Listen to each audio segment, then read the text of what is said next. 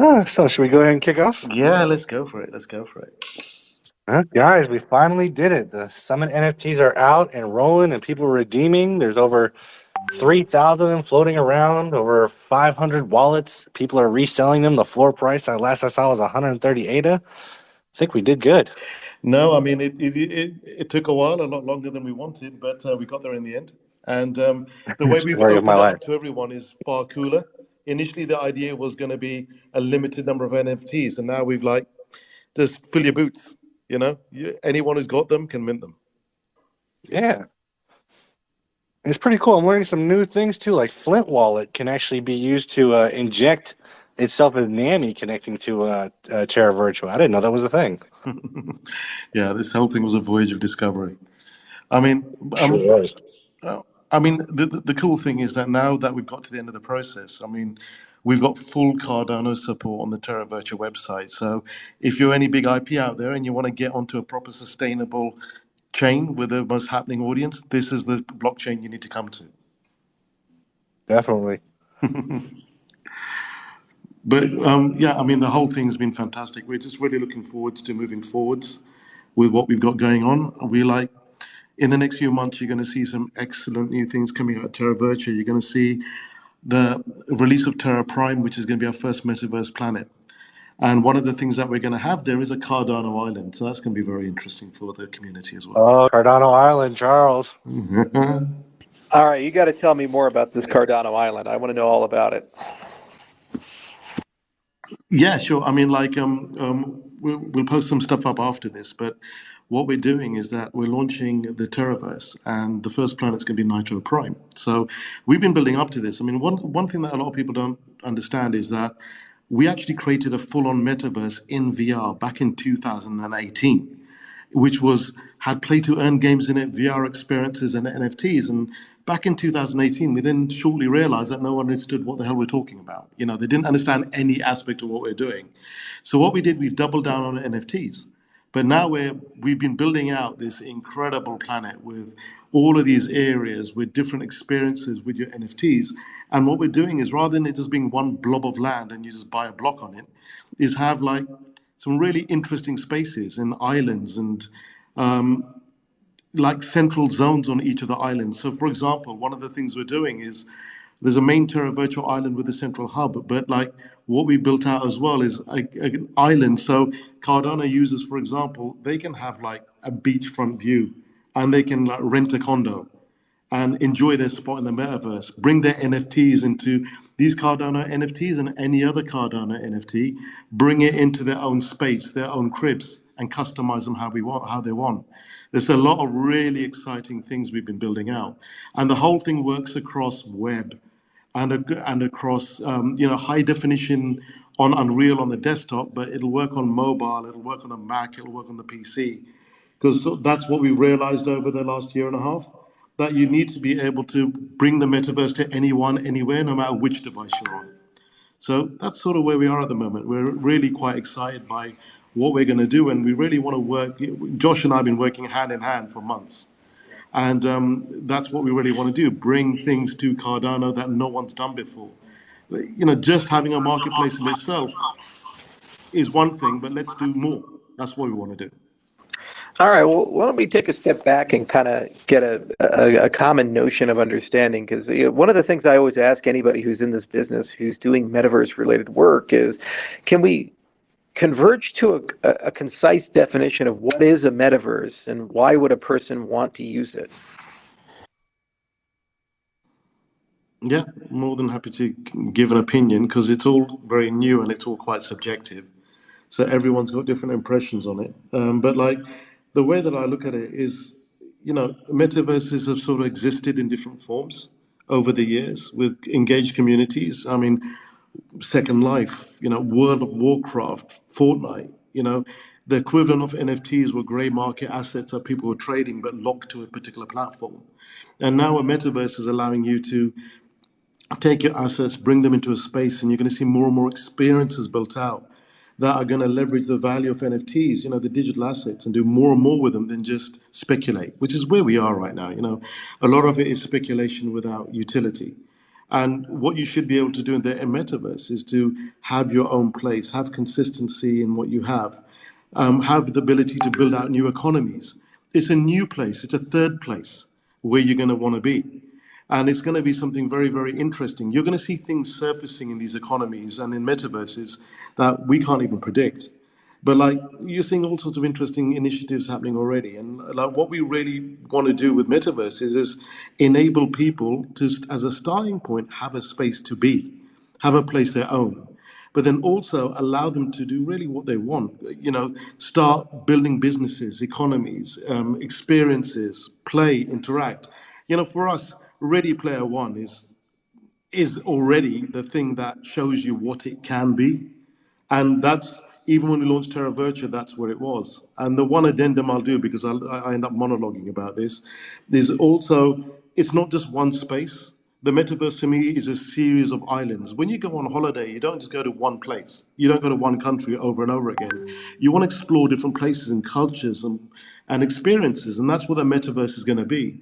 So the first thing is to have metaverses, but they're going to be like islands linked together. And you've got companies bringing out new tech, which is going to allow you to connect from one place to another, to another, to another. And that's when it's going to become a proper metaverse with lots of different cultures, experiences, all interconnected. That's sort of my take on the metaverse. Okay, so I always think in organizational hierarchies, and so you have the individual, and then you kind of have some form of an organization like a business, and then you have the collection of businesses, and then you have the entire universe. So I guess those are our four levels of hierarchy. So you can say space to be. If I'm an individual and I'm joining a metaverse, this metaverse, what can I do? What's the experience like? Is it like walking around with an avatar, or what is it to me? Mm. Okay, yeah. So if you were to come into our metaverse, basically what you would do, you would like come into the main hub, and we have like a central space, a bit like the lobby in Ready Player One, or like in Free Guy when you saw that when you walked into a space, and like that was where everyone landed. And then from the main lobby, you can access your various experiences and spaces. And they can be in that main lobby, you'd surface up all the new things that are happening, which are of interest, which will dynamically place themselves depending on what your interests are. And they could be play to earn experiences. You know, we've got more than one play to earn game in the works. We've got Stainless Studios making a AAA like play to earn game. We're creating our own. And it could be that you want to go and take your avatar because you'd land and you basically instantiate with your avatar. You choose the one that you want. In our case, we've got these robots called the V-Flex who've got a whole mythology behind them. But the idea is that you come in, you've got your avatar, you can see the experiences, you can be in central hubs, you can talk to your friends, and then you can actually navigate to the different experiences that you want, which can be your spaces. They can be play to earn experiences. You could go to a guild tower. So if you belong to a guild, you can go to a lobby of a particular guild where you can see the latest races being played out and the top scores happening on certain things. So the whole idea is that we're going to start off with having land and the buildings and the ability to fully customize your spaces, and then also have the ability off the bat to have play to earn games that you can take your avatars into. But then also we want to add in real experiences. So we've got islands. So you've got the main Terra Virtua hub, the main Terra Virtua island. And then what you've got, it's surrounded by category islands, which might be for music, there might be for movies. And what we're doing is that we're also working with brands because a lot of them are dipping their toes into different aspects of these spaces. And like the idea is that if you've got a major brand, a brand may have an island, they may have a zone. And what we want to do is like be us and Cardano at the forefront of that, because brands are sort of realizing and IPs are understanding that the space is going to be more than just a brand coming into the metaverse. We're going to see new brands surfacing in the metaverse as we are really seeing in crypto. And those brands, Gen Z is already deeply engaged with them. And I think you'll see more and more experiences which are sort of will surface as a result. I mean, look at what Yuga Labs are doing with the Bored Apes. They're trying to create a more cohesive ecosystem, and that's sort of the thing we want. We want a place which is somewhere that Gen Z can get into. It's a place for self-exploration. It's an actual place where if somebody comes, we want this generation to feel more like themselves, because that's really the metaverse and the future of these experiences also going to become where somebody is able to express themselves and interact in ways that they haven't been able to before. And also, it's a place where you're going to see things like AI avatars, which are actually going to be collecting information on things that you're interested in while you're offline, because there's going to be so much to do. And but right now, early days, the whole idea now is come in, enjoy the experience, have your own place, have gaming. Gaming we see as a starting point is going to allow people to co-create and create a more inclusive and representative world. Gen Z spends twice as much time hanging out with friends in the metaverse in real life. So the other things that we're doing, which will be there as well, we're working in partnerships with companies that we're going to have one part of this, like I've talked about Cardano Island or Terra Virtua's islands. There's going to be like a meta vitality. It's like an island and it covers off wellness, nutrition, coaching. So the whole idea is that, if you've got some kids sitting over in one country that's dealing with cyberbullying because so much is happening and it's going to be magnified in the metaverse. All of the underbelly will also be there.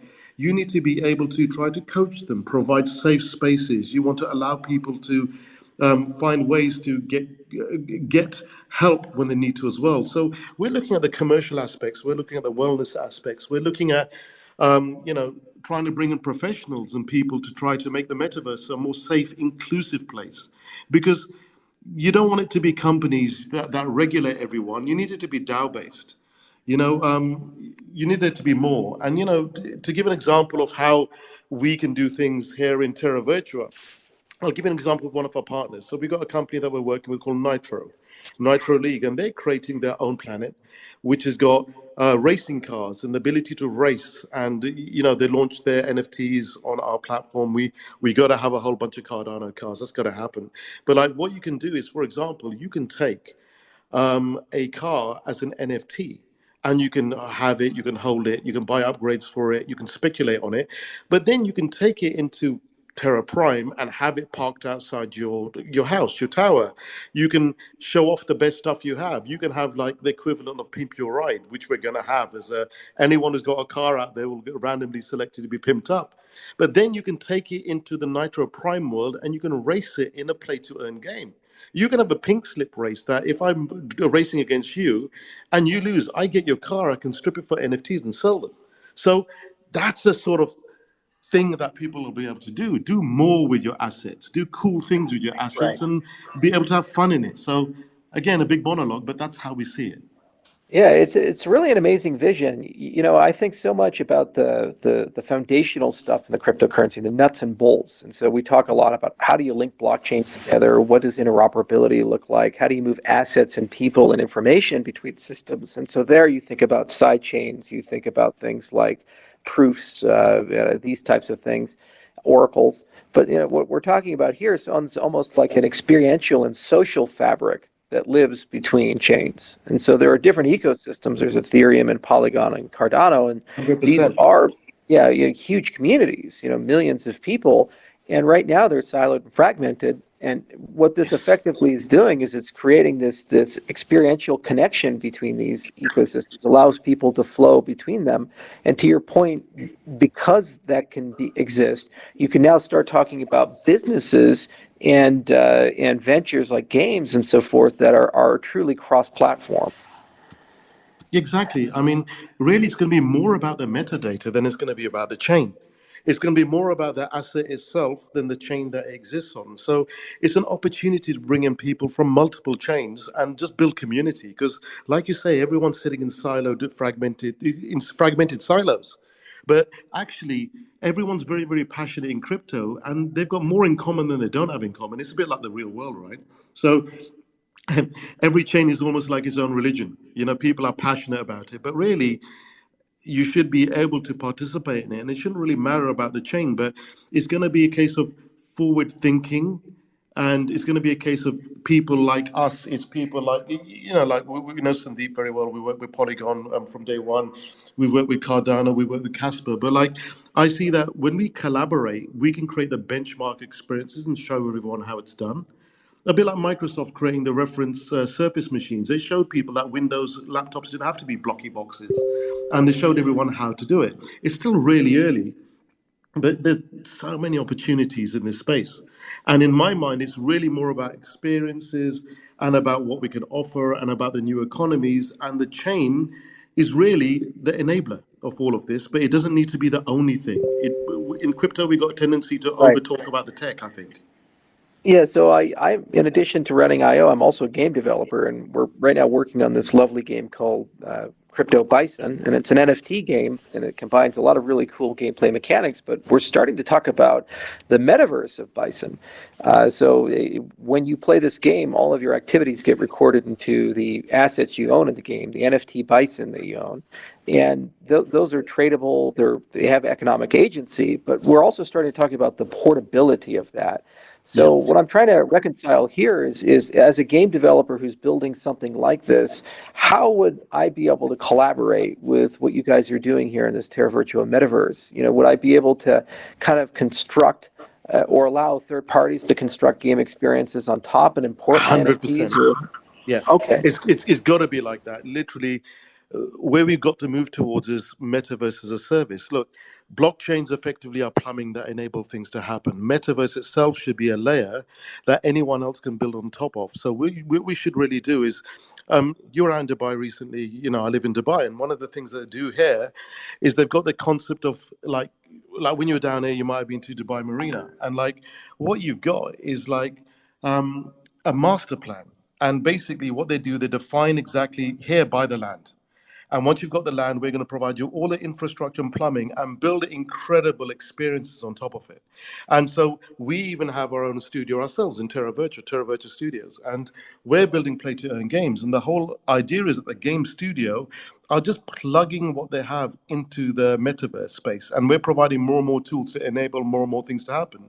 So if you're a developer, and you built this bison game, then the first thing you need to do have a bison island. Let's do that.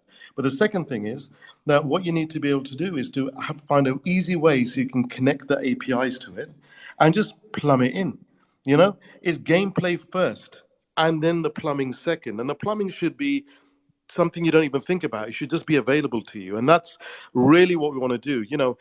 Plug it into our world, plug it into our land, but also if you want to plan it, and you want to build out a multitude of gameplay experiences like Nitro Gaming have done.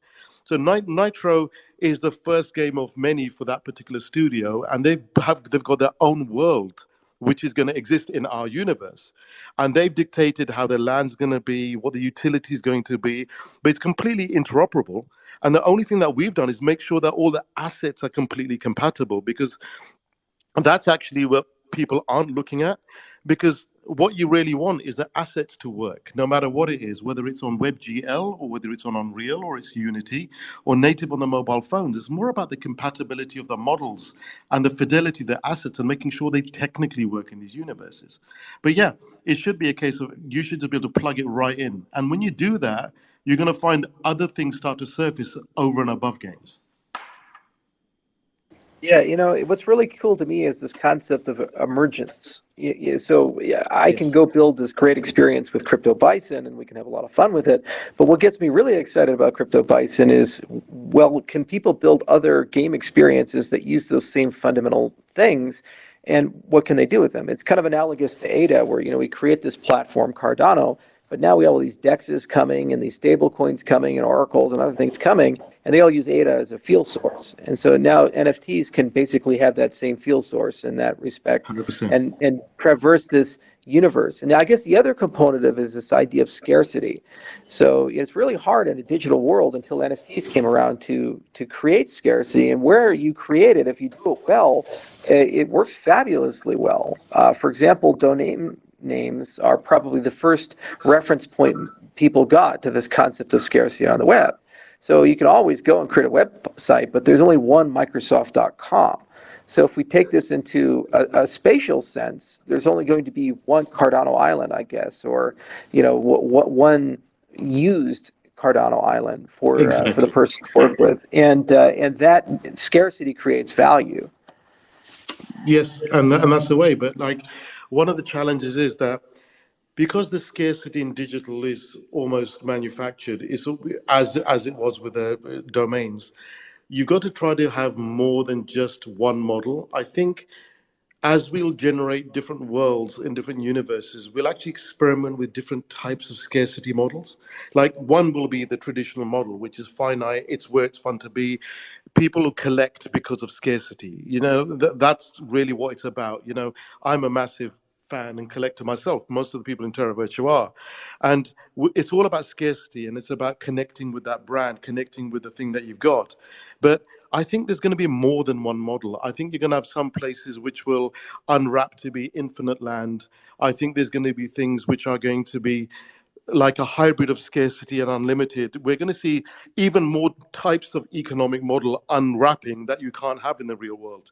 Ultimately, everyone's thinking very much like just taking what we have in the real world and moving it into the digital world. But actually, digital is going to open up a plethora of options, I think. So, how can people contribute? How can people become part of this, either as developers or as business leaders or just users? Where do they go, and what's the call to action for that? Well, I mean, you're going to see a lot happening in the next couple of months. Right now, I mean, we have quite a large, we've got quite a large team, and right now we're working towards the first big land sale that's going to be happening at the end of June. All the new tech, it will be coming online around then, and we're collaborating with multiple companies who are going to be doing different aspects of our world. But if any developer, anyone wants to participate, there'll be much more stuff which is public facing coming up soon, including places for people to contact. But just DM any of our team. We're having conversations. I mean, we've got one company that's running a commerce island, and that's all going to be blue chip companies having extension of the metaverse space with LMS and training. We've got another company which is focusing on everything related to health and fitness. We've got multiple IPs which are going to have their own island. Just imagine if you're like on an island and a major pop star is living on that, or a major Bollywood superstar owns land on it, and it's based around characters of their movies. All of that stuff is going to be there in Terra Virtua. Even Play Nation. We're looking forward to doing a collaboration with Cardano and bringing them in. But ultimately, it's just a case of reaching out to us. There's going to be a lot on our website. There's going to be a lot of being spoken about it. But this is probably the first forum we've ever spoken about our metaverse plans. We've been very cagey about it because in the past we've ended up announcing a bunch of stuff and the tech has been really difficult. Now this time we're building all the tech out and then launching it and announcing it after it's built. So June the 30th is the date when we're unveiling the metaverse. But before then, anyone can just reach out to our team. That's really cool. I mean, from our part, we'll definitely be interested in the API side, the interfaces, and how that works. And of course, we'd love to have a deeper discussion on Bison Metaverse. And it's just very pedagogical to kind of talk about what a game metaverse looks like in general, and that emergent value you get from your users becoming and building businesses that create value across the assets that are issued. But then also just the whole concept of what digital real estate looks like. I mean, value is where people spend their time. And you're absolutely right. Gen Z population has been spending an overwhelming amount of time online and in these types of experiences, and they're moving very rapidly. And another thing that people don't know is that Apple is getting into this space with a very, very significant VR play. They're creating something called Reality OS, and they have a headset that's coming out probably next year. But they have over 5,000 engineers working on this, and it's as big of a product launch as probably the iPhone was. Tell me about it. Of an interface for that kind of VR and AR is going to create a competitive surge from Microsoft, Google, Samsung, and others. So we're going to see the next generation of VR come very quickly, and that generation is going to be photorealistic, like 8K native, 16K, 100%. super powerful processors. And that effectively means that the experiences you can give to a user in a spatial web are truly remarkable. So this is not if this is going to happen. It's more like a when is it going to happen. And it's really cool to see this kind of innovation that you guys are bringing to bear. And I wish we had more time to chat about it. We probably could spend hours going through this, and it's such a cool topic. No, it really is, and like one of the things I should say is that, if you also see what we're doing, And even if you look at our website, you'll see those robots there with called VFlex that are our robots. They're one of our key identities on our website. And those robots have got no legs. That's because we figured out 3 years ago that if you want a VR experience, you can't have legs, you feel motion sickness.